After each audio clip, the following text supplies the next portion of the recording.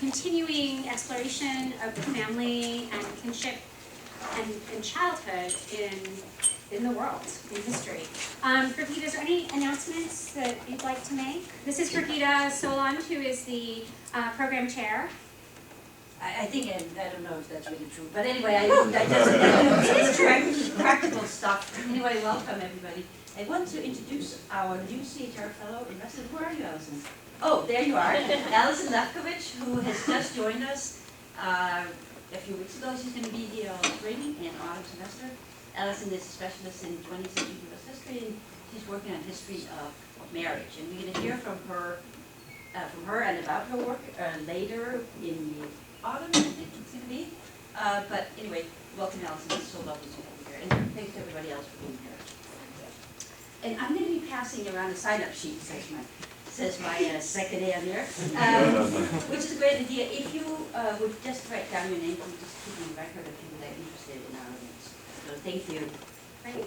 I'm Tina Sessa, for those of you who don't know me. I'm a member of the history department, and I am on the program committee that has been put together this fantastic year that we've had so far. When we were first meeting last year to discuss people to invite, I carried Caroline Schroeder. Was it Carrie? I know you've had a big dilemma about this. Carrie's good. Carrie Schroeder, who's both a friend and a colleague, was somebody who first came to mind for several reasons. One is her extraordinary scholarship, and sort of particularly what I've always admired about Carrie's work is, on the one hand, this real rigor, because she works on very difficult material, mostly Coptic language material. She works on Egypt, where there's lots of sources, but they're tricky in all sorts of ways. But also she's part of a growing cadre of late ancientists who have really embraced the integration of modern cultural theory into their work. And I thought she'd be the perfect person for us because she's somebody who I knew could speak to a lot of different audiences at the same time.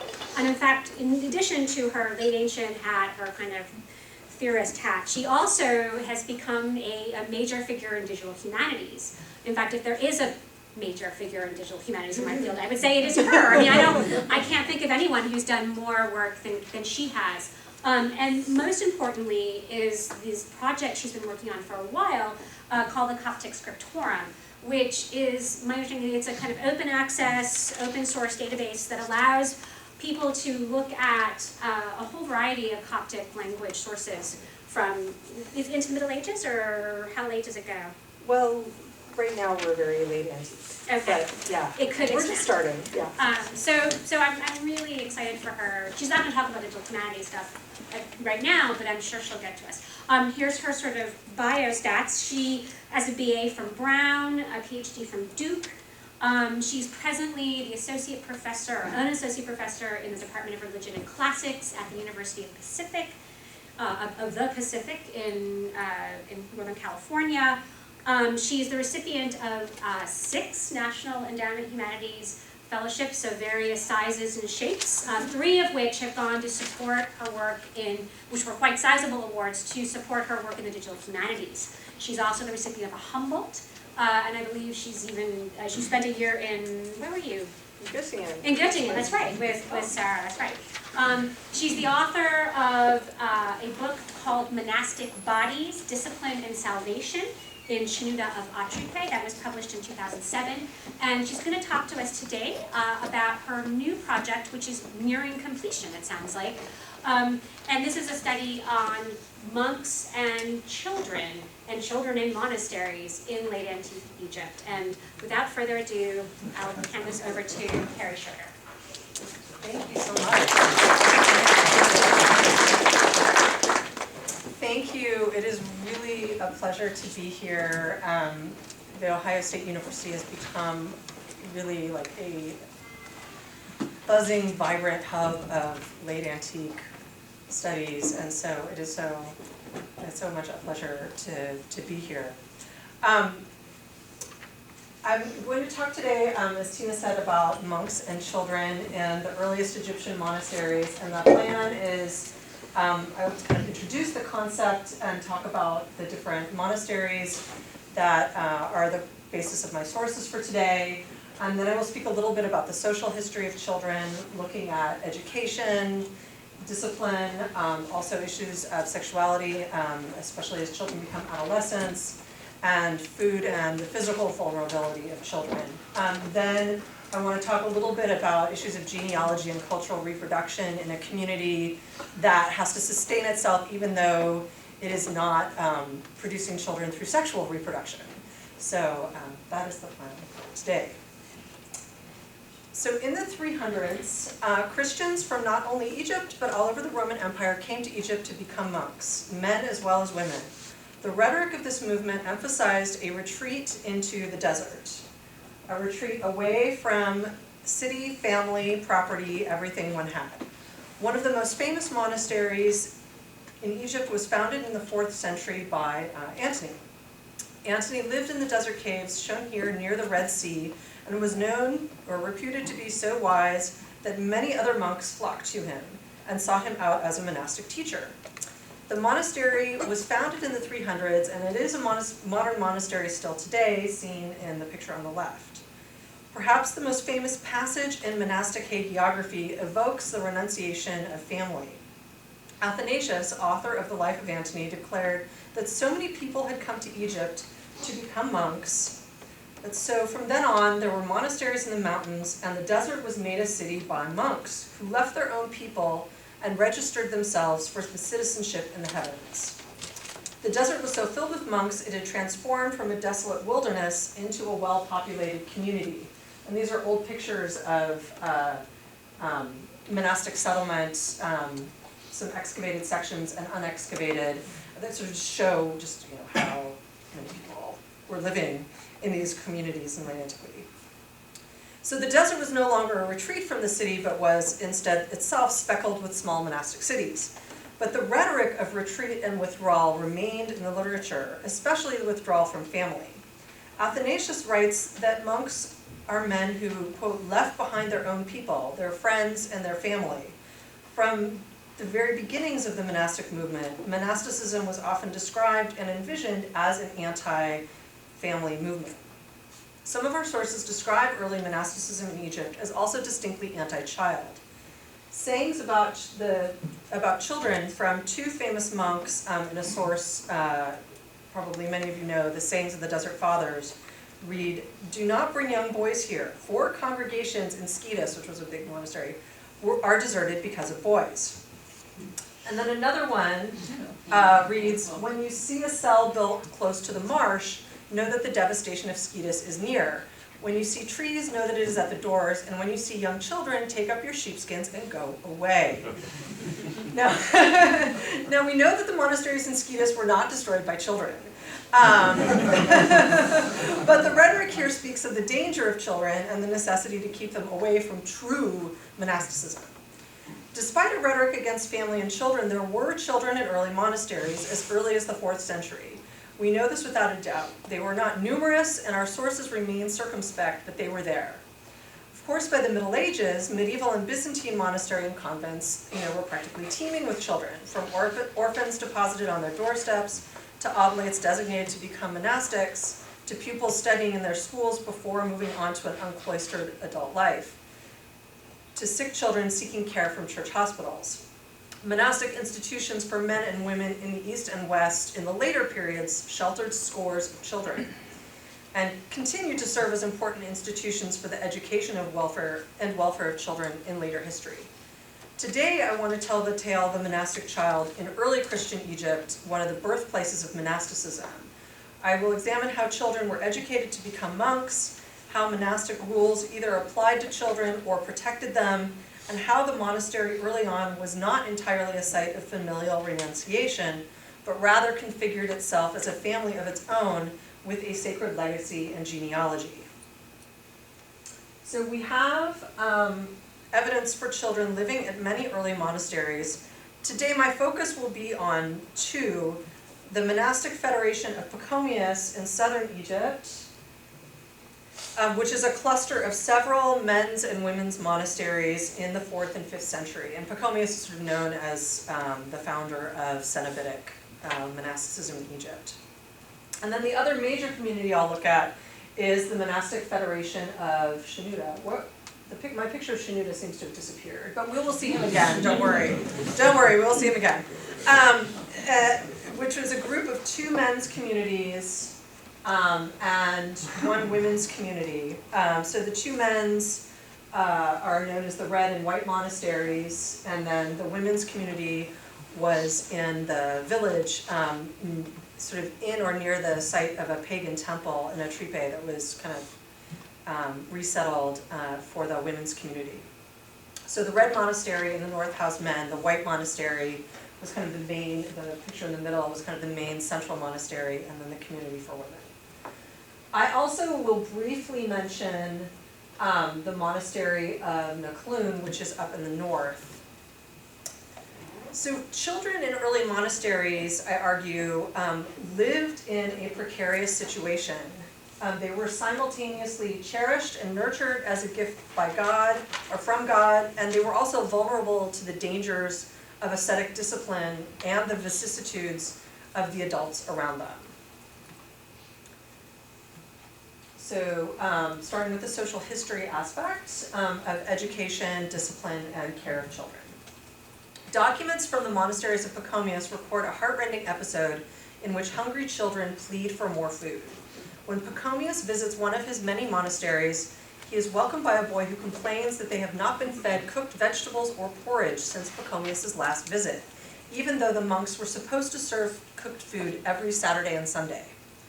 Pachomius admonishes the cook, who avers that the food was not being eaten because the monks were so ambitious in their asceticism. So the cook decided to make mats, which they would sell to make money for the monastery. So the cook decided to make mats rather than prepare wasted food. Pachomius responds by burning the man's mats and instructs the monk to care more for his brothers for 2 reasons. First, one must prepare food so that monks have something to renounce. Second, children and sick monks need more sustenance. So chiding the cook, Pachomius asks, in this hagiographical anecdote, do you not know that boys especially are not able to continue in virtue unless they are granted some relaxation or small comfort? Monastic attitudes towards children in their midst were complex. As this vignette demonstrates, children were in some ways a special protected class. The life is hagiography, designed to extol Pachomius' sanctity. Narratively, it reveals Pachomius' virtues and leadership when he recognizes, acknowledges, and accommodates children's vulnerability. Yet, without the wisdom of Pachomius, in his absence, the other monks have neglected their small charges, allowing them to go for weeks without cooked food. The life thus presents a tale of monks who have subordinated the children's needs to their adult ambitions. In addition to presenting Pachomius as more sympathetic, it also kind of shows the darker potential of things that can happen at the monastery. At every monastery for which we have evidence of children's presence, young people lived on this crossroads, in some ways protected from the harsh realities of the poverty-stricken world outside the monastic walls, in other ways still vulnerable to the whims, desires, and ambitions of the adult monks around them, monks who fully endorsed the late antique social and familial hierarchies in which children stood squarely on the lower rungs. Above slaves, but well below free adult men, children, even in the monastery, found their standing and status subject to negotiation. Valued and perhaps even loved, children were in many ways a gift. Caring for them was regarded as a sacred duty commanded directly by God. Their many needs and challenges, however, remained secondary to those of their adult caregivers. The lives of Pachomius that survive in Greek and Coptic portray a man who believed that caring for children in the monastery and raising them to be ascetics was a sacred task, one decreed to the monks by God. Caring for children and the little ones constituted a monastic obligation in accordance with God's will. Utilizing hagiography as a transparent witness to social history is problematic, but the sources can shed light on monastic life at the time the lives were written, in sort of the late 4th and early 5th centuries, and about basic social contexts of monasticism even at an earlier stage. Each Vita portrays children as valued for their potential as future ascetics. But as the account of hungry children hints, adult monks' attitudes toward the young may not always have been positive. The Pacomian sources express this multiplicity of views, sometimes even paradoxical views toward children. On the one hand, monks were expected to renounce their own families upon joining a monastery, eschewing both procreation and the ongoing care for family and children that could detract from a life of ascetic dedication. On the other hand, people who joined the monastery as children were believed to become better ascetics as adults. These children required care and supervision from the adult monks. The first Greek life of Pachomius encapsulates this point. Pachomius, speaking of the gift of clairvoyance, asserts, "It is easier for children to reach this degree, that being obedient from their earliest age, they may eagerly strain ahead to the things that are before, until they reach perfection, like Samuel in the temple. For ground that has been cleared is ready to be planted with vines step by step, but fallow land can scarcely be planted with good seed after it has been cleaned with great toil." Children are a bit of a blank slate, ready to be formed into little monks with divinely sanctioned instruction. Like new ground, ready to receive and nurture the seed, they bear fruit more readily than those who come to the monastic life as adults. The latter are fallow land, requiring greater toil. The Pachomian community thus shared a widespread ancient view of children, one most lucidly expressed by the philosopher Epictetus. For what constitutes a child? Ignorance? What constitutes a child? Want of instruction, for they are our equals so far as their degree of knowledge permits. Adults view children as bundles of potential, waiting to be formed into living fulfillments of adult expectations. Worthy of respect, but stripped of individual agency and choice, monastic children could expect an education and training designed to mature them into new versions of the adults around them. The perfection children were anticipated to eagerly strain ahead to achieve required diligent training and oversight. Frequent and intense education greeted them in the monastery. Pachomius set a little one in the midst of his disciples, saying, "Anyone who shall receive a young child such as this in my name receives me. But as for other little ones who have acquired an evil bent in their youth," and then of course, like just at the most interesting part, the manuscript breaks off, as always, says, "Anyone who lives wantonly from his youth shall become a slave. And so, my brothers, every young child, as well as those who are older, whom the Lord has brought to us for the rebirth, let us be zealous, many times let us teach them." The Pachomian monastery prioritized the education and ascetic formation of its newest members from childhood on. Children in the community were valued, albeit not as we might value them, as autonomous beings with their whole futures ahead of them, to be determined. Rather, the Pachomian monasteries valued children as potential monks. Children progressed through a precise and graduated educational program, as did people who became monks as adults. So this is the sort of program in general, the educational program in general at the monastery for everyone. First, they were taught that God was the creator of humans, as well as the creator of heaven and earth, the sun and the moon, which is, I think, a nod to some various heretical controversies that were going on about the cosmos during this period.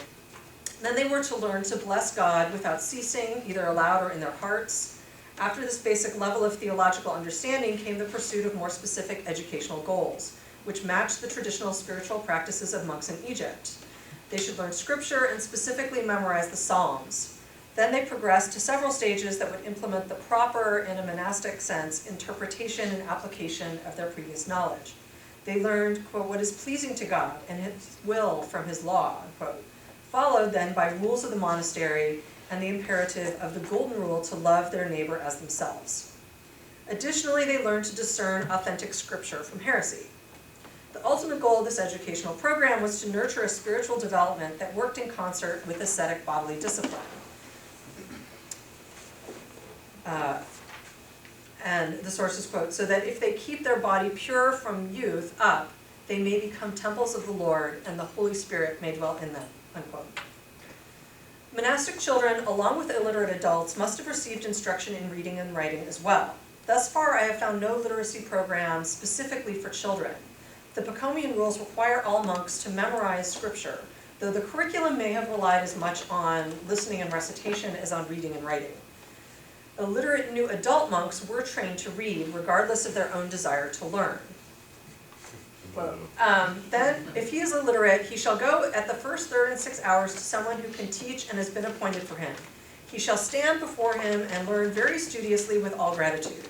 Then the fundamentals of a syllable, the verbs, and nouns shall be written for him, and even if he does not want to, he shall be compelled to read. There shall be no one whatever in the monastery who does not learn to read and does not memorize something of scriptures.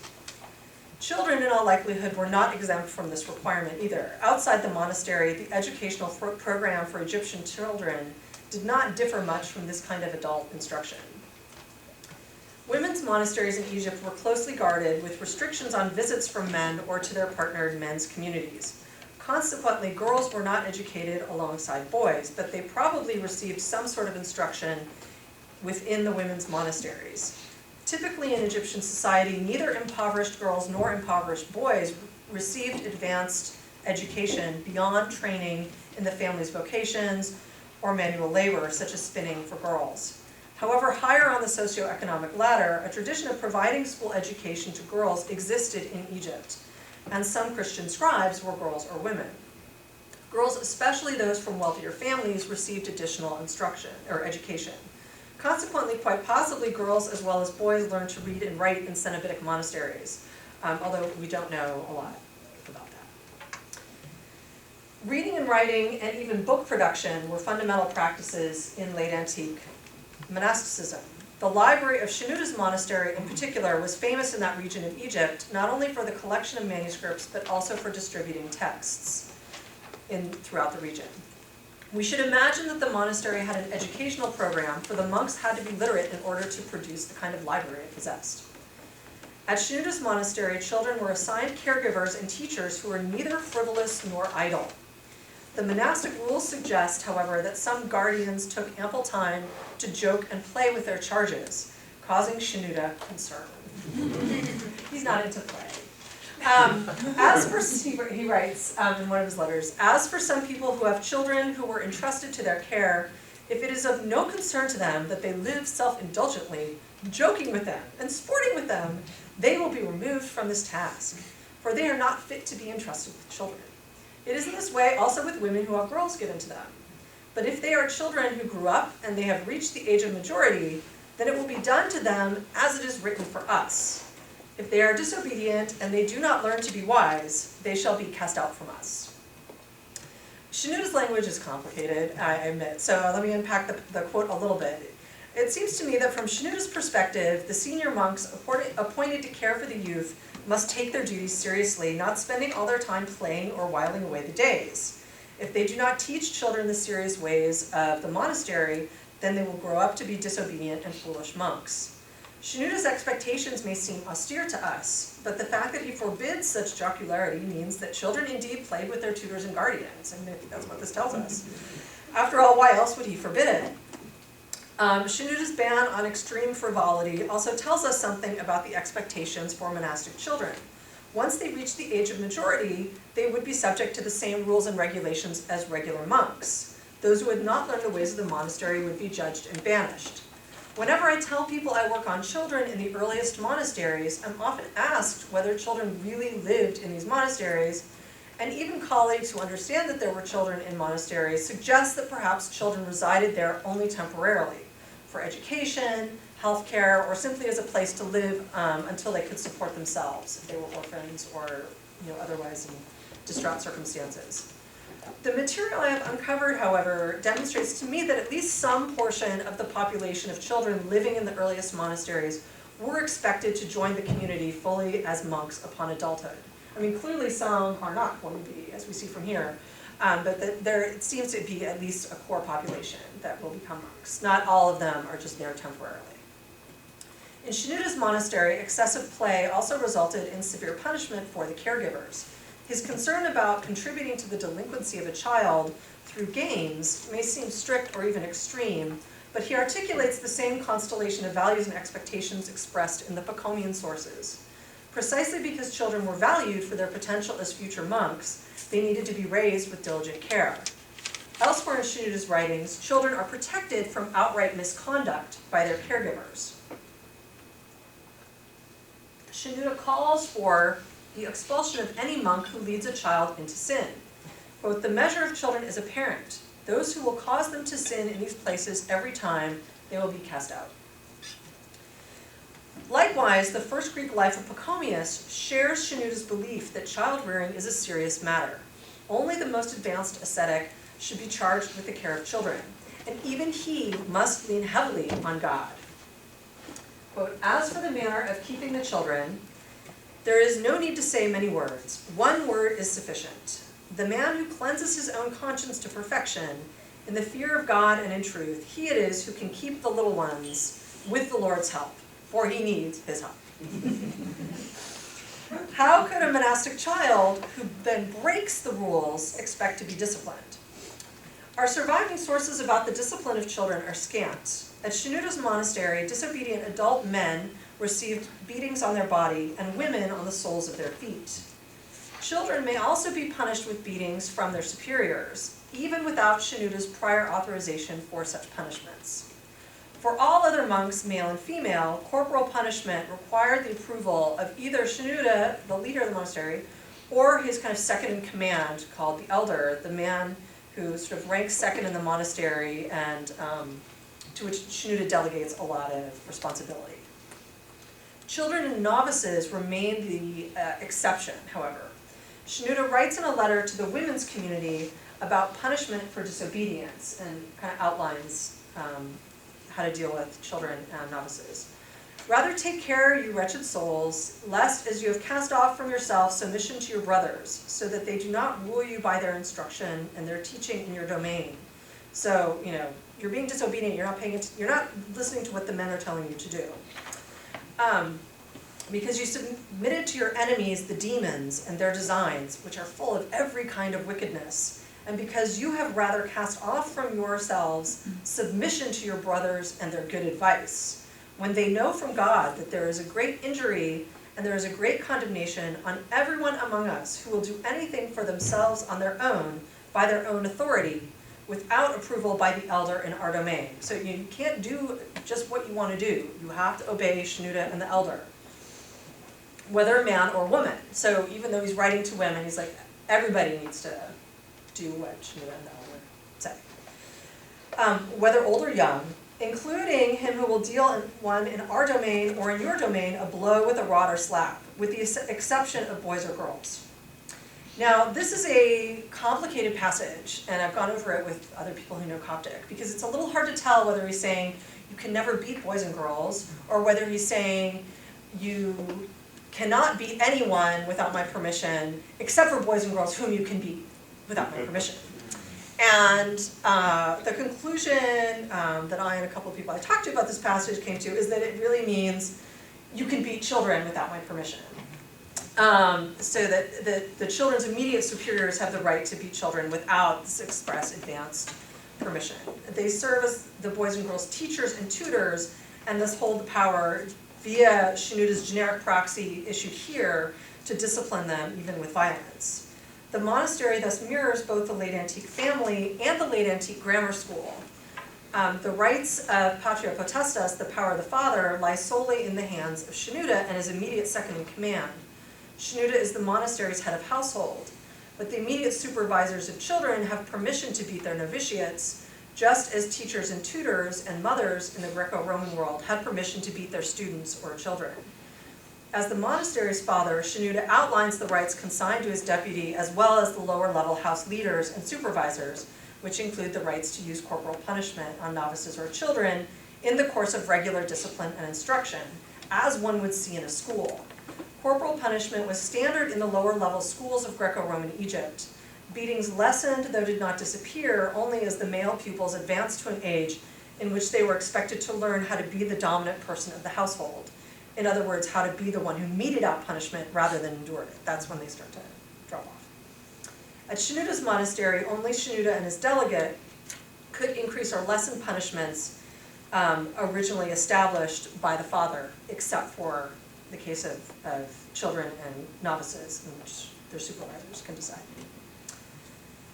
So next, sex and adolescence. Unlike a traditionally Greek philosophy school, sex between adult and child was strictly regulated. At least 3 surviving monastic rules forbid sexual contact between adult monks and children or novices.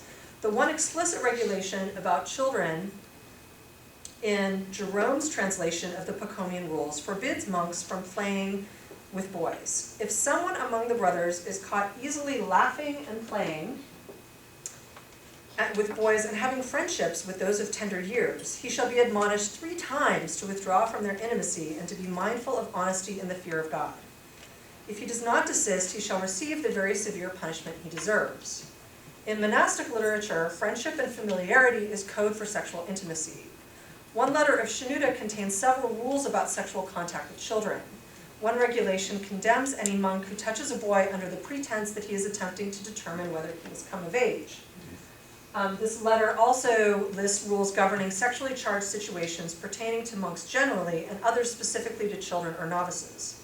Men should not lie on top of each other as if they were to recline on a couch, nor embrace each other with desire, or touch each other or themselves sexually. Kissing a boy or male novice, or shaving one without prior authorization is forbidden. All monks, male or female, young or old, must not embrace each other passionately. The rules of the Mcloon Monastery in the north, likely compiled later than Schroeder's or Pachomius' rules, attempt to disrupt all possible interactions between monks and children and allude to the problems of sexual temptations in these encounters. So one prohibition charges monks never to speak with a boy, explaining that he will be a stumbling block. Another forbids conversing with a boy or young man. Another forbids discussions with children and adolescents because they lead to familiarity or friendship. The community was to expel from the monastery any young man who had not yet taken the monastery's habit if he has caused a scandal. Food and physical vulnerability. A child could expect to receive more food than the adult monks. At Schroeder's monastery, children could eat 2 meals a day, and adult monks were typically allowed only 1, making the 2 meals a generous allotment by the standards of the community. The rules governing food consumption also allowed old men and old women to eat twice a day. Likewise, the sick, the weary, or injured might partake of additional food and water at the discretion of the male elder. The rules thus allowed for the special circumstances of physically needy populations, the elderly, children, the sick, and the injured. I suspect that in addition to the 2 meals a day, children in Schroeder's monasteries regularly received a bit of food, probably bread when hungry. This certainly seems to be the case at the Pachomian monasteries, where 2 texts record the care afforded to hungry children. In the hagiographical fragment I mentioned at the beginning of my talk, Pachomius chastises the adults, and especially the cook, for failing to feed the proper food to children. Children should not fast like adults. Likewise, a rule in the regulations attributed to one of Pachomius' successors permits children, and only children, to eat some extra bread as long as they take it out of sight of other monks who are not eating. So the monastery makes accommodations for hungry children.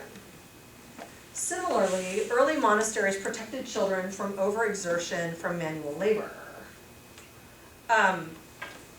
Child labor was widespread in late antique Egypt, and children, like the adult monks, certainly, I'm guessing, worked physically demanding tasks. But at Schroeder's monastery, minor children were excluded from certain types of labor, and Schroeder himself seemed particularly concerned that adults or established monks in the community not foist their own labors onto children. Schroeder prohibits adolescents from one very specific task, the gathering of fruit, especially dates from the palms, either from the trees or fronds that have fallen to the ground. Such work is not, quote, children's work, he says, especially with all the running to and fro involved. He also mentions cutting involved in the task. So perhaps, the passage is a little vague, perhaps it was considered too dangerous for the children because palm fronds are sharp, so I don't know. Monks who beat novices and children under their care in order to force them to work, yet were lazy themselves, earned a harsh censure. In one rule, Schroeder seems less concerned about the children's welfare than with the hypocrisy of their supervisory monks. So monks who beat the children to try to get them to do their own tasks are condemned. He doesn't say anything about the children or novices being overworked in this situation, nor does he condemn the striking of children per se. Corporal punishment is problematic because the monks punish those in their charge for precisely the same infractions they're committing, right? For like not doing the work, but really they're supposed to be doing the work. In Schroeder's federation, children or novices were charged with at least 2 specific gender-segregated tasks related to religious ritual. Whenever the male monks gather, the house director or a second should come with 1 or 2 other monks to distribute materials for weaving. Boys may fulfill this duty 2 at a time, only if a senior respected monk accompanies them.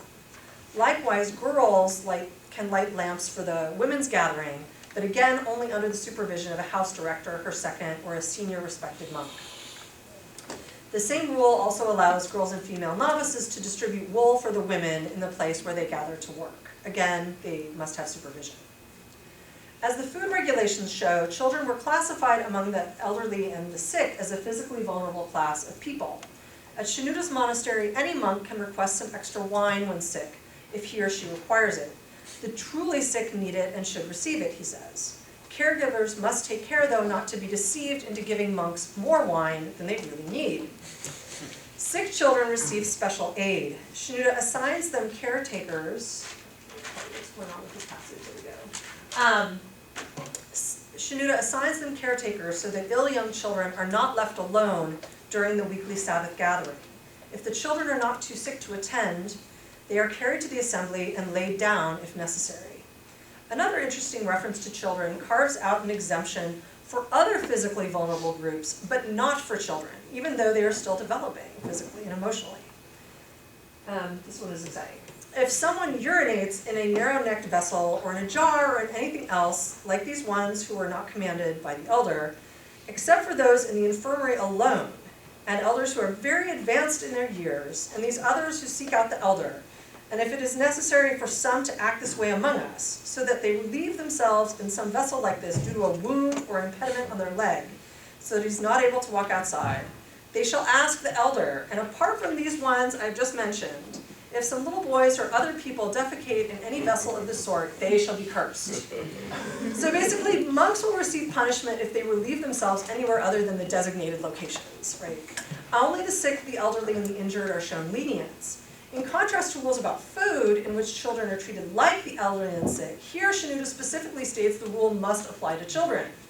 Considering the tendency of children to misuse the lavatory, this rule provides an interesting window onto the lives of children and the ways in which their physical and emotional development might impinge on the orderliness of a monastery. So children were present, and but they were probably only a small population in the 4th and 5th centuries. They're mentioned infrequently, not only because they were not as important, but also likely because there simply were not very many of them. But despite their scarce numbers, they were well integrated into monastic life and culture, and were expected, I believe, to become monks upon attaining adulthood. As children, they're neither monks nor fully laity, and so they have this middle ground. So even at this early period in the 4th and 5th centuries, we see the monastery replacing the household and family as a social unit. I want to argue, though, that the monastery sees itself as more than a replacement for a kinship network. By the 5th century, it aspires to become a political institution, as early as this period, with the power and status of a Roman familia. We know that by the 7th century, monasteries in Egypt have evolved into large estates, paying taxes, with complex economic staff and records.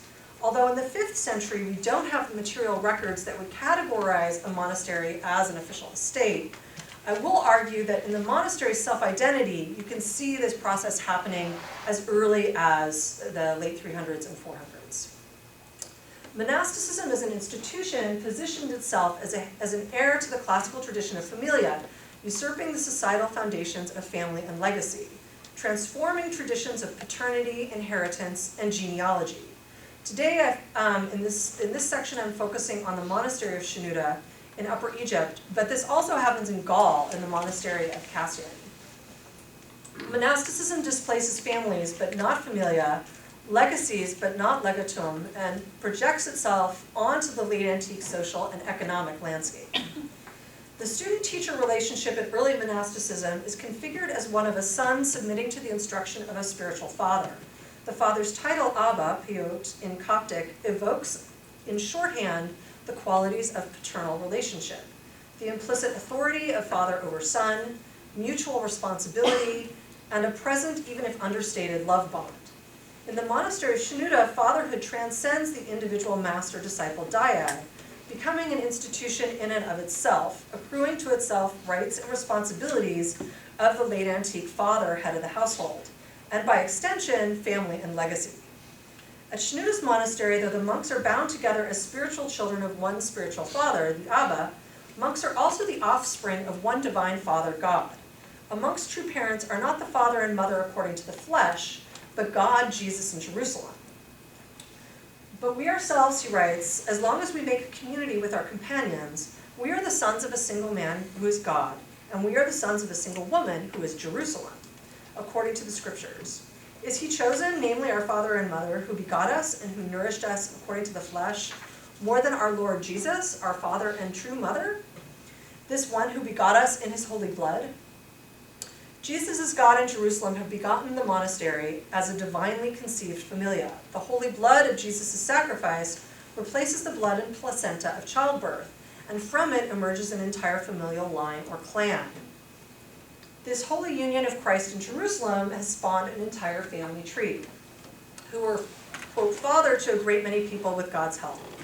Imitating the prophets and apostles is no longer the mimesis of an other imagined as self, no longer an act of reaching out across vast swaths of time and space in an effort to embody even one bit of holiness of biblical exemplars. The prophets and apostles provide what Schroeder calls a pattern, that's something replicated and repeated time after time by those who come after. So it's not just about the past, it's about the continuity. Mimesis of biblical forefathers becomes a replicative act enacted by an asexual reproduction in which the monk takes his rightful place in a position once occupied by his forebears as recognized, authorized descendants of the prophets and apostles. In their obedience to a monastic father and to each other, the monks perform a sublime submission in imitation of Jesus the Son's submission as well. In Abraham our Father, a letter originally composed to the women, but read or heard by all, Schroeder berates the women for their disobedience to his commands, including their refusal to perform labor and serve each other. He cites biblical figures and also Jesus as a model for submission and servitude. What is the work of God and our Lord Jesus but manual labor? It was his manual labor that formed us and created us. Lord Jesus despised shame as he remained steadfast on the cross for all our salvation, because he is our Savior, our Lord and Father. But let us be servants to one another, like Jesus, who took the form of a servant for us, and like Paul, the servant of Jesus, and like all the apostles and prophets, who were servants to the Lord and his Christ. Despite the language of servitude, Schroeder's Christology here is high. Schroeder's Christ is God, fully Son and Father. His typology for monastic childhood and fatherhood, therefore, is messy. The monk is both son, but also imitates Jesus, and so is, like Jesus, as Father and as God, and then as Abba, because Schroeder has the authority like God has the authority in the community. So perhaps this sort of messy typology is as it should be, for indeed do not sons become fathers. Be it the divine Christ the Logos, the Word who is with God, who is God, or the heir who assumes his father's throne, property, position, and name, the son ultimately becomes the father. So the monks are imitating their father, who is also the son. In the Red Monastery, we have directly across the sanctuary from each other, this is a triconch sanctuary with 3 lobes. We have a wall painting of Christ, the Logos, that's Christ, and then the 4 evangelists around him, he's holding the Bible. Directly across the sanctuary from a lobe with a procession of monastic fathers in those little niches at the bottom. So these are kind of on opposite walls facing each other. So in actually the Red Monastery sanctuary, you see the fathers of the monastery's federation gaze across the church sanctuary upon their father Jesus, the Logos, the Word made flesh, the Father made in eternal mimesis. Here's a close-up of the paintings. The portraits depict the founders of the Red and White Monasteries on the left, and then Schroeder, and then his successor Beza. Schroeder thus creates a mimetic monastic prophetic genealogy in which monastic sons are descendants and imitators spiritual spitting images of their biblical forebears. This genealogy is eternal, reaching out from the pages of Scripture into an endless line of spiritual progeny. He writes, so that we truly may be like the sons of Abraham and the sons of all our ancient fathers, whom the Lord blessed, because they not only loved their sons and daughters and all their relatives, but they also loved everyone who believed in God and who kept God's commandments. And thus their offspring obtained as their inheritance everyone who is faithful and just, from the beginning until today and forever. Elsewhere, Schroeder also likens the monastery to the house that the fathers of your fathers built for them, and the sons of their sons, unto generations and unto all these forever. Schroeder intertextually connects the monastic fathers to the biblical patriarchs and apostles to create a biblical prophetic monastic genealogy of fathers and sons. This genealogy is both eternal and eschatological. Moreover, it is textually, socially, and materially constructed. Textually through his writings, socially through the raising of children in the monastery, and materially through the constructions of the buildings and their art. Placed in its material and geographical context, Schroeder's writings also position the house of Schroeder as a late antique estate with familial legacies. I want to bring us back to the concept of property and inheritance. In her paper, Aristocratic and Apostolic Genealogies in Late Antiquity, or the house that no one could afford to buy, Catherine Chin argues that, she's talking about the life of Melania, who is a wealthy woman at the kind of fall of the Roman Empire who can't get rid of her property. Catherine Chin argues that buildings and estates themselves produced a variety of human genealogies, familial, apostolic, and pontifical. Not merely property itself, not merely the abstractions of wealth and money. Property exerts power as inheritance, making temporal and genealogical claims alongside its spatial and material claims.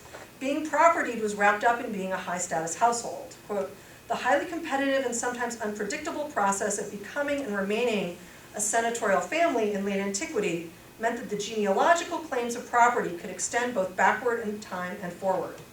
She takes as her example the basilical complex of the Emperor Constantine in Rome, in addition to Melania's property, with its extensive and richly adorned figural decorations of Jesus, angels, and apostles. It exerted its own forceful history in the context of an apostolic genealogy and exerted influence over present and future caretakers. Somebody must take care of the property. Properties, as Chin reminds us, have both histories and aspirations. They deploy their own genealogical ambitions on human agents. During the 5th and 6th centuries, the monastic federation of Schroeder embarked on two remarkable building projects: the construction of the great church at the White Monastery in the bottom, and then the church of the Red Monastery, and paintings in the church date from the 7th century on. A figural monastic genealogy of the community is part of the program of the paintings in the Red Monastery. The Red Monastery was founded by a monk named Bishoy, and and he is sort of the first painting on the right in these niches, and then the next one is the founder of the White Monastery, and then it comes Schroeder, and then comes Schroeder's successor. And sort of to the right of Bishoy is a large painting, a wall painting of Jesus. So Bishoy sits, the founder of the Red Monastery, sits at the right hand of God. So we see in this series of paintings a genealogy of the leaders of the monastery federation. The first one of the Red Monastery, the first one of the White, and then the next two major leaders of the federation. By the 7th century, Egyptian monasteries are landed estates with taxes, economic staff, and servants. They are the monastic aristocracy of Egypt, with genealogies authorizing their heritage and their legacies.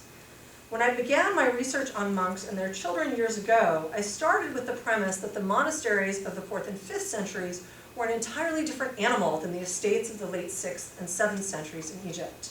But yet, now as I'm finishing the book, I'm finding that the literature from early phases in the monastic movement certainly laid the seeds for what was to come. Thank you.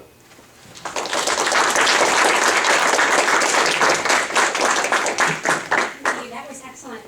Questions, please, I'll let you field.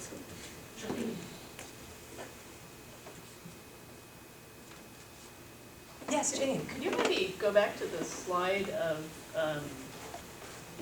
the founders of the White Monastery in the south or the north? Yeah. Sorry, I went through that a little quickly because I was kind of realizing I was conscious of time. Because I'm wondering how their pictures, where are their pictures located relative to the nursing virgin? Are they above? They're right underneath her. They're right underneath her. Yeah, the nursing virgin is right above her. So there's the nursing virgin here. And then, so between these two is another, the central lobe, right? So the founder of the Red Monastery is there. The founder of the White Monastery is then next, and then Schroeder, and then Beza, who came right after Schroeder. So the way the history of the monastery works is that we think that these two monasteries were founded separately and then they joined. And so Like the crown of Egypt. North. Yeah, right. Unless I missed something, you didn't say a whole lot. You didn't unpack why the nursing virgin is there. And what this Oh means. yeah, no, I did not at all. So one of the people, so the person who is restoring who restored the paintings, all works on nursing virgin imagery as well, Elizabeth Bowman. And so, her argument is that the Virgin's milk is, right, divine food. It's the Holy Spirit, right? And that to the monks, there are a few of these nursing virgin portraits in Egypt, especially in monasteries, and it's not sexual. It's about feeding off of the Holy Spirit that's issuing from her breasts. Yeah. Hi. When you started the presentation with the idea that children would be a distraction to the monks, I was waiting for you to talk about them as a sexual distraction to the monks. But I'm interested, and so then you got to that, but I'm interested about the context in the canon. And I guess I could just go read it, but you can answer the question too. Sure. Is this part of a list of rules pertaining to sexual continence, or is it part of a list pertaining to the treatment of children, right? Okay, so this is a great question, and so one of the things to be stated is that the rules at the Pacomian monasteries and the Schroeder monasteries are kind of strange documents in themselves, in the sense that the ones from the Pacomian monasteries, we have some of them that survive in Coptic, but it's fragmentary. Most of what we have from the Pacomian monasteries comes from these Latin translations that Jerome made of a Greek version that he got from monks in the north that, said that they had the Pacomian rules. And there are not a lot of rules about children in the Pacomian monasteries, and they're interspersed. It's not like there's a set that's about children. In the ones that I mentioned from Schroeder's monastery, most of the ones about sexual interaction between monks and children, and it's also possible that they're also talking about children and maybe novice adults as well. The terminology is a little confusing, which I didn't get into at all. But those rules are from one folio that are a list of rules, but they aren't all about sex and they aren't all about children. So there are also rules about theft and rules about lying that are in this. And I have written a couple articles about it. It's sort of complicated because they're quoted in a letter that Schroeder writes complaining about things that are going on at the monastery before he's their leader. He's basically complaining to the current leader of the monastery, who is somebody who was apparently so unsuccessful that his painting didn't get on the wall, and we didn't even really know, he existed until about 2 decades ago or so. Like he basically was lost. This guy was lost to history, and so Schroeder was complaining that he's not punishing people for various sins, and one of the sins may have been sex with a child, but it's very hard to know because the letter is fragmentary, and Schroeder speaks in circumlocutions, and yeah. But yeah, the rules contain a lot of things, so in that section. Yes? I was wondering if you might be able to talk a little bit more about the use of architecture and art as sort of a reflection of this idea of genealogy. I was wondering if, for example, if what we're looking at here, fortunately on this screen, if the paintings sort of date to the same period as when the actual building was constructed, or if it came later. Because I'm wondering if the building itself was created, or at least the, say the apse and the two apses were created with the intention of reflecting this idea of genealogy from the very beginning, or if the architecture was later sort of repurposed with these paintings to reflect this idea that came about later. No, that's a good question, and when the book on this comes out, we'll all be able to refer to the very complicated history of the painting program, because there are layers and layers of painting and revisions, and especially the portraits. You know, some of the portraits here, it is not clear if all the portraits were the original people or maybe changed. You know, the portraits there were portraits there as far back as the 7th century. And I'm pretty sure that those, you know, the monastic fathers date to at least that far back. I don't know if they go any further. But so part of my argument with using this was kind of saying, so yes, there's this period of this monumental building and then painting that happens in later periods, but that the literature shows, if you look at the literature, some of the same ideologies are happening in the literature even before the paintings come up as well. So that it's kind of not just an artifact of later programs, that you see some of these ideas already early. And I'm kind of pushing against the idea of, you know, sort of primitive, more ascetic, renunciatory communities, right, in the earlier, this sort of golden age of renunciation in the earlier period. Yeah, Sarah? Why are the children particularly supposed to be learning the Psalms? You said there was an emphasis in their education on the Psalms? Yeah, well, all the monks are, the Psalms are the first thing that all monks are supposed to learn. And why is that? Because they're wisdom literature? Can you see Yeah, that? or what, David, do you have a better? I would say worship. Yeah, worship, oh yeah, part of liturgy too, yeah, Okay, thank you. yeah. Yeah, they're easier to memorize, maybe, yeah, I know. Yeah. Yes? You sort of alluded to it in a previous answer, but I wonder if you could say more about the language of childhood in your sources. I mean, to what extent can you discern discrete sort of phases, and how does that align with a novitiate status? Yeah.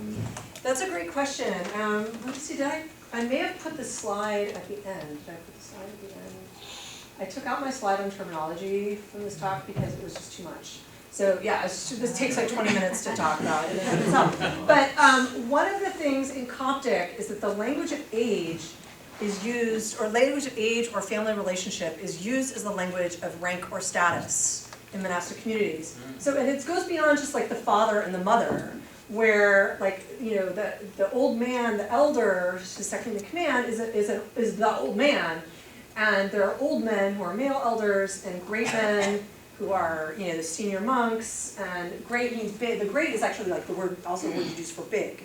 And so then when you get to like, when you get to these words for child or son or child or girl or daughter, you don't know if they're talking about age or about status or rank. And there's some disagreement in the Coptic studies community about this. I believe that this is a category that includes both adult novices and children. But there are some rules that use these terms for boy or son or girl or daughter that clearly seem to be about age. Like when there's a word for the adolescent, like with the date palms, right? There's a word that's specifically for adolescence, which only appears a couple times. But then the word for child also then comes up in that passage. So you know that this is talking about age. And some of the other, like the rule about you know, not touching boy or son, and then saying, well, I was trying to see if he's come of age, like makes you think that they're talking about adolescents, right? You know, that's not just about novices, adult novices, that seems to be about minor children. And so one of the biggest hurdles to this project has been sometimes trying to unpack whether or not they're talking about minor children in a passage or talking about a larger group of children and novices, And also sometimes just saying, you know, I'm giving up on that, and, you know, I don't know, and saying children are novices, you know, through big chunks of the book. And certainly that's a big issue with the passage on beating. Like, you know, is it that then the adult house leaders can beat novices without, you know, whenever they think they need it, as well as children? That's a big question, and it's, yeah. I don't know if I answered it very well, but it's a big dilemma, yeah. Yeah. My question was related to a lot of what you said, so maybe you've sort of already answered this, but it sounds then like you mentioned the term age of majority, but then also entrance into the monastery as a monk. Do you get the impression that those are two separate, like, transitional, I guess, processes? And the other part of my question is, do you know anything about if there's any kind of, like, you know, ceremony or anything like that to kind of mark this? Well, so usually in the early sources, that becoming a monk is taking on the habit. Okay. And at Schroeder's monastery in particular, there is a vow that they talk about too, that people take when they come. They make a vow, and then they're also supposed to relinquish their property to the monastery. But that vow may not have happened at all. Like, we don't, you know, there's not necessarily evidence for a vow all over the place. The habit is the more common one. And in the Mcloon monastery in the north, that the rules that are a couple centuries later than the Boko and Schroeder ones, that one specifically talks about if there are, kind of, young men here who have not yet taken the habit. Right. And so there, that seems to be how they, think about the ritual of entering the monastery and becoming a monk. Does that answer your question? That's Not entirely. part of the question. But then you also mentioned the term age of majority. Right. So there does seem to be, there was that passage in Schroeder's monastery material, and then his successor, there's also a scandal during his successor's reign where people are complaining that basically Beza maybe have like kidnapped some child or is holding some child at the monastery against his will or something. And there's more language there about age and how like he can, maybe he can leave when he's an adult or something like that. So there does seem to be a sense that, and this is very fragmentary evidence, but there does seem to be a sense that like, any other community or like your household, when you reach a certain age of majority, you can, the men at least can, decide what they want to do with their lives. And that seems to be what's going on here. And it's hard to know how many of these children did stay or left. Because on the one hand, you can imagine, the monastic life is not for everyone. However, why are they in the monastery? I mean, there's not the tradition, we don't have records of oblates like you do in the Middle Ages where, families are, deliberately, even wealthy families are saying, okay, you're the one who's going to be the monk or the priest, right? And then sending them off to the monastery. People are coming here because they're poor and they're hungry and they don't have anywhere else to go, or they're orphans or they're sick. And so, what would these children be able to do when they left? Would they have like networks to then go apprentice and whatever? Would they have people who could support them on the outside? Or would they just stay because that's their community now? That's where they are, that's what they're doing. But there's not documentation about who comes in and who leaves in the way you get in like the medieval and Byzantine periods. So we just don't have that kind of documentation. Thank you. Yeah. I have a pretty related question to that, although you may have just said that we don't have evidence for this either way. But this reminds me a lot of Puritans who also, in some ways, adults make religious decisions as opposed to like children inheriting them.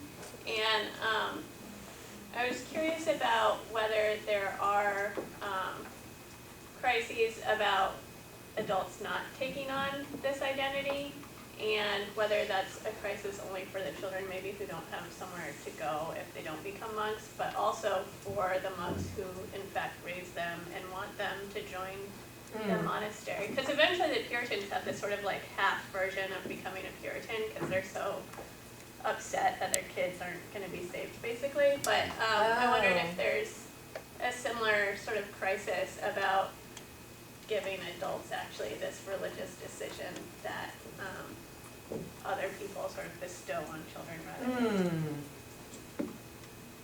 You know,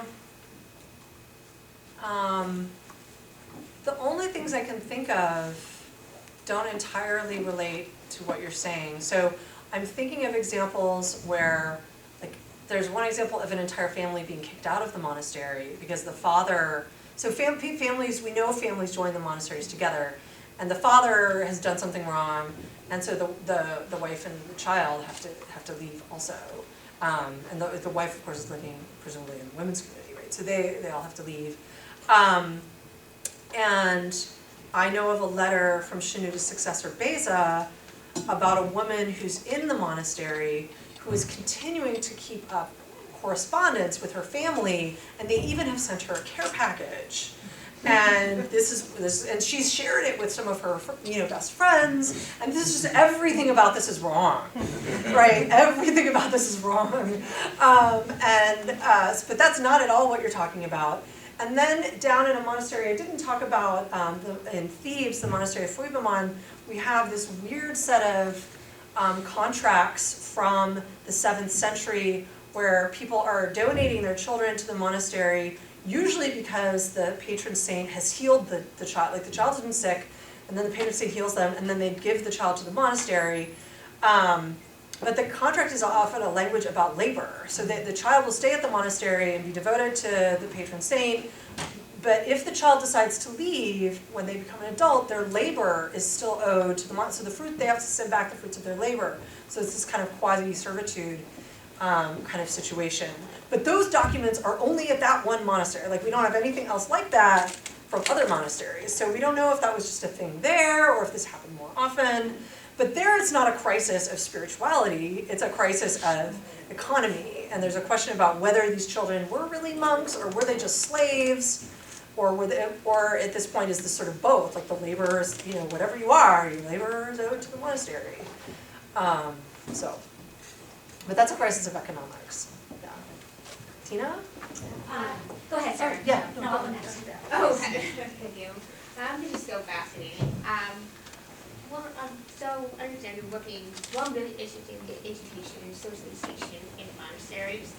So I understand that there were cultural and social expectations of the kids, but what it really gets to me is I'm wondering, I understand they had their own terminology for age, but I'm wondering if a family or if they have a child, let's say, who's really, really young, at what point did the monks, their sense that the child is ready to be educated, to learn how to read, but you're asking kids to sit still. Yeah. So, I don't know.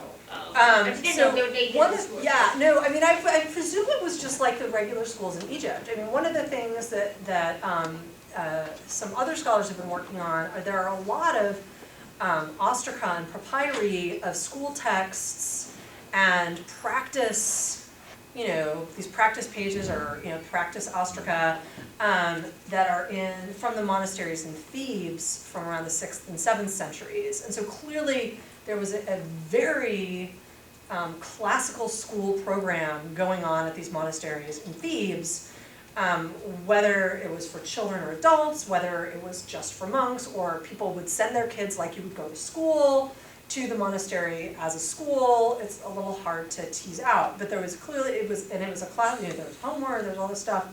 So it's a classical education, but with the Christian monastic twist, with all the Bible and everything too. So, I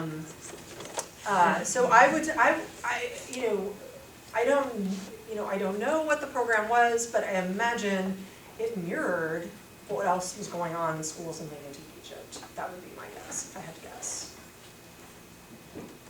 Yeah.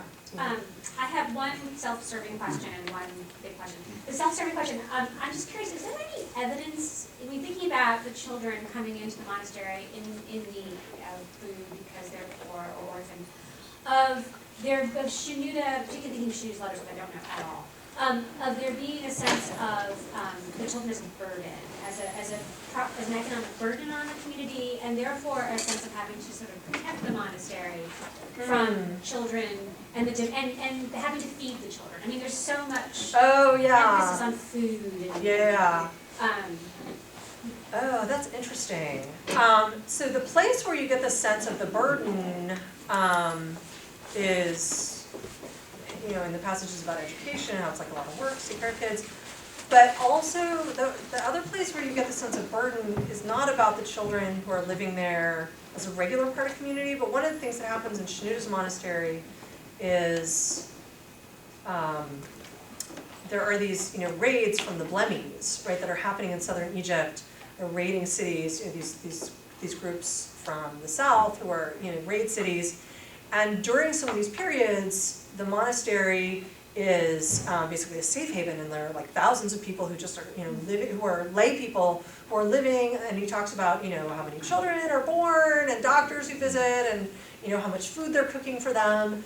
And so that is clearly an economic burden, although it's not necessarily framed as a complaint. You know, you get the sense that he wants to, you know, he wants to be sure everyone knows, like, look at all we're doing. Look at all we're doing, and we're, you know, so. So that happens, and then, what is it? There is a papyrus or ostraca, I can't remember which off the top of my head, where it's a little bit later, I want to say it's 6th or 7th century again from Thebes, of a father who writes to the monastery where he sent his daughter, and the monastery has asked him for more money to support her, and he basically is like, I've got nothing. Like, this is why I sent her to you in the first place, right? I cannot give you any more money. So there, and again, that's a little later than the period I was talking about with Schroeder and Pachomius. There, you definitely get the sense that, you know, there is a burden, and, you know, if a living family is sending their kid there because they can't afford to, they've got to pony something up. Interesting. You'll have to give me those references. Okay. Here's my bigger question. This was amazing, and I'm really, what struck me is how you showed the significance of children in the construction of the monastery as an institution. I mean, this is when the monastery is becoming an institution, right? And you really need, in a sense, you must have children there in order to kind of construct this whole genealogy, which fits beautifully into like the theology, and it all works. And I also think I really got to the argument about how children can be turned into monks, right? But what role do the children play in the formation of the adult monks? That is, what role do the children play in the monk's own disciplinary program? Are they there as kind of, distractions, as potential moments of sin? I mean, how do they see, why are the children there? I mean, I get it in the institutional level, but why are the children, what do the children bring to? Well, I mean, I think what you get, I don't know, well, I mean, you know, one of the things that you see from both the Pachomian literature and then the Schroeder letters is that, you know, the monks who care for children need to be of a special type, right? And they, this is difficult. So, and that it should not be, you know, I mean, I don't know about you all, but, you know, the teachers at my kids' schools are really young. Like they're all really young, and the idea that Pachomius was articulating is that no, you should be, you know, very advanced in your asceticism to be able to do this. And whether it's an issue of sexual temptation, whether it's an issue of the distraction, or just having wisdom, or, you know, or the entire constellation of all those things, it clearly is it seems to me to be a more advanced ascetic stage that the Pachomian literature talks about. And Schroeder doesn't necessarily say more advanced, but clearly, you know, he's expecting, you know, people to be pretty serious monks who are doing this. But I haven't seen anything that's particularly about like how are the children part of your discipline, but I wasn't necessarily looking for it in that. I was really also the social history stuff, I really wanted to look at it from the perspective of the children more than the perspective of the adults. Fair enough. But that's a very good question to think about. Yeah. I have the impression that much of what you're saying about the children are really about boys. First of all, I was wondering if that's right. And secondly, what is different about girls in this context? And Yeah, girls' I lives? mean, so part of the problem is that we just, very little idea of what's going on over with the women's monastery, and in both the Pacomian, both the Pacomian student federations have women's communities. Our knowledge of what happens there is very limited, and much more limited than our knowledge of what happens in the men's monasteries. Part of the problem is we don't know very much.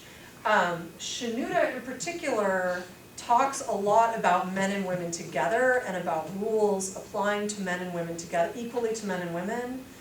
And the person who's written most about this is Rebecca Craywick. She's got a book on the women of the White Monastery, where if you want to know what's going on with the women in the White Monastery, that is the book to go to. And because in the Pacomian, we just don't know what's going on over there. So,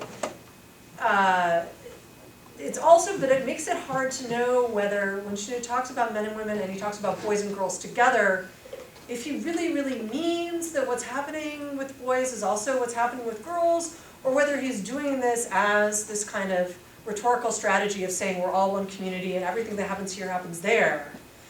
And it's more about that than it is about saying this is what's happening over with the girls. So other than those specific girls' labor things, with the lamps and the wool, and then the story I told you about this young woman, Aphthonia, who got the care package from her family, it's difficult to tease out. I wish I could say more.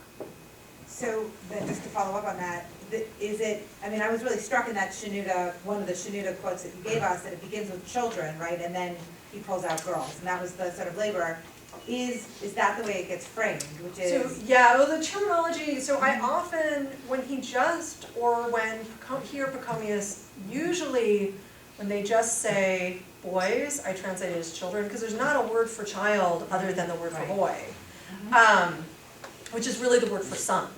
So it's the word for little son, and then there's the feminine version for little daughter, which is the word that's used for girl. So that is often, a translation decision that has to be made in the context. If it's only just, boys, boys, boys, boys, boys, and there's never any boys and girls in Schroeder's writings, I kind of think he's talking about boys.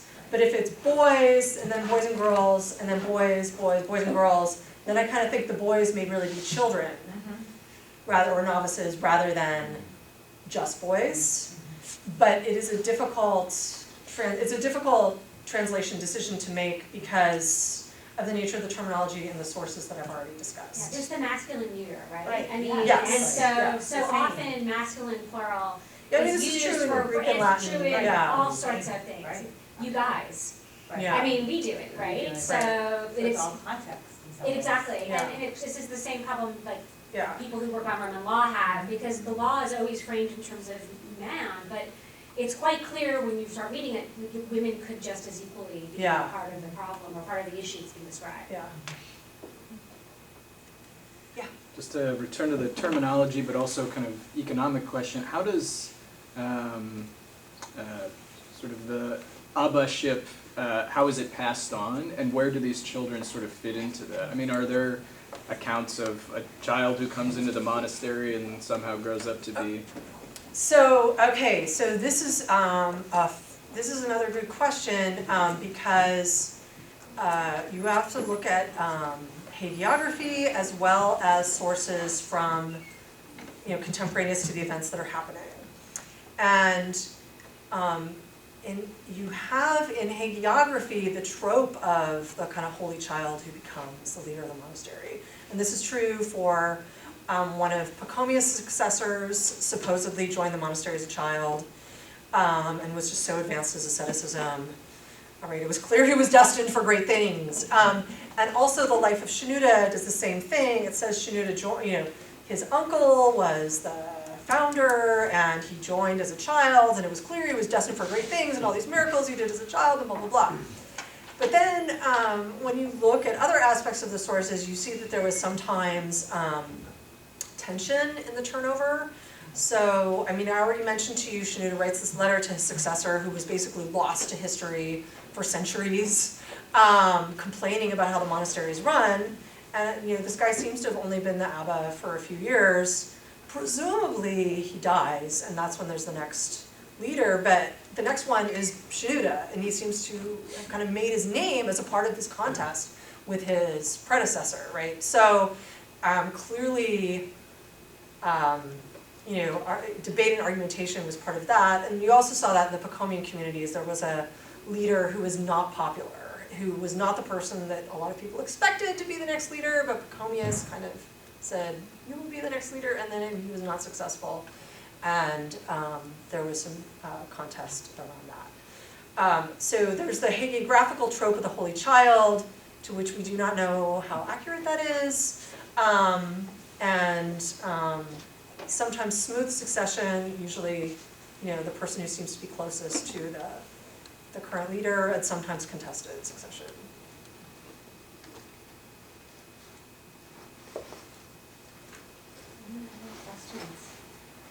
I think we've actually just about run out of time, so let's Michael, do you have a question? Yeah. Okay. Yeah, actually I did. I couldn't believe you weren't gonna ask a question, Michael, so. Well, okay, all right. Because one of the implications for this, it seems the tools you're using is the whole realm of childhood studies, conception of the child and antiquity and the like. Do you see any gap or distinction between the way these institutions kind of broadly conceptualize childhood as opposed to treating individual children and what might happen in the general Egyptian environment, because you do talk about classical education and the like. In other words, does Christianity introduce a new conception of the nature and purpose of childhood in this environment? So yeah, that's a tricky question. And it's also, it's a very contested question because there are, scholars who have argued, no, Christianity, Jesus saying, let the little children come to me, which the Bokomian hagiography cites, right? Christianity valued children more than the Greeks and Romans, and this was this great contribution of Christian culture, whereas, others like Judith Evans Grubbs and other scholars say, well, no, it wasn't so much of this valuing of the child over and above the rest of the culture. And I would say nothing I have seen in the monastic context suggests a new understanding of childhood. There are clear tensions between classical traditions and the kind of Jewish and Christian views on sexuality. Right.